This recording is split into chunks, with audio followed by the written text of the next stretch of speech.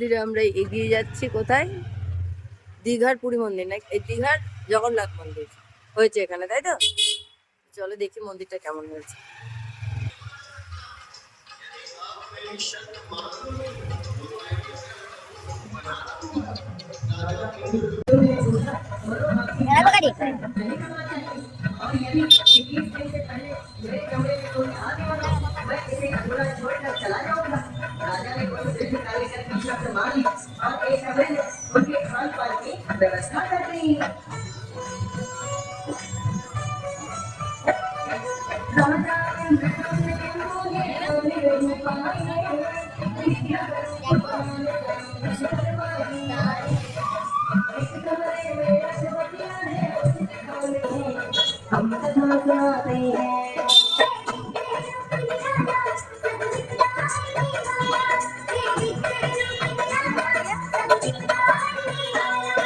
प्रिय भक्तजनों, उस वृद्ध कारीगर ने अपने शर्तों के अनुसार एक बंद कमरे में विग्रह रूप का निर्माण शुरू कर दिया।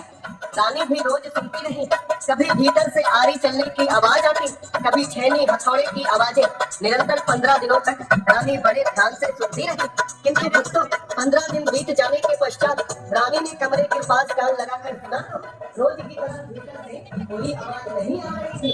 रानी बहुत देर तक कमरे के पास खड़ी होकर सुनने का प्रयास करती रही, किंतु भीतर से किसी प्रकार की कोई आवाज सुनाई नहीं दी। इतना सोचकर रानी बड़ी चिंतित हुई और राजा इंद्रद्युम्न से कहा कि हे महाराज, कमरे से निरंतर रोज आवाजें आती थी, किंतु आज उस कारीगर के कमरे से कोई आवाज नहीं आ रही। मुझे बड़ी ही चिंता हो रही है, हमें कमरे को खोलकर देखना चाहिए। बोले राजा इंद्रद्युम्न, हम ऐसा नहीं कर सकते, कारीगर ने हमें बता दी पहले ही अपनी शर्तें। किंतु राजा इंद्रद्युम्न से कहने लगी रानी, कारीगर की शर्त तो राजन मैंने भी मानी, पर ना आरी चलती है ना चलती है छेनी, वृद्ध बड़ा ही था कहीं कोई ना हो अनहोनी। इतना सुनकर राजा इंद्रद्युम्न भी है घबराए, ढोलक कच्छ के पार वो दोनों भी डरे आए। सत्तर ढोल वो कारीगर की तो हो जाते, आप हम कथा सुनाते, बलराम सुभद्रा के घर घूमे जाते, हम कथा सुनाते हैं। तो वहाँ ऐनी लगी और दोस्तियाँ भी अधूरी बनी हुई है। तब राजा और रानी को अपनी भूल पर बड़ा ही पश्चाताप हुआ, किंतु अब कुछ नहीं हो सकता था। वृद्ध कारीगर के रूप को स्वयं विश्व का बड़ा अवतार, बड़ा अवतार। विग्रह निर्माण पूर्ण हो जाता, तो ये तो स्वयं श्री कृष्ण की ही लीला थी। ये राजा को ये नारद जी को दिया था, उसी रूप में भक्तों को दर्शन देने थे।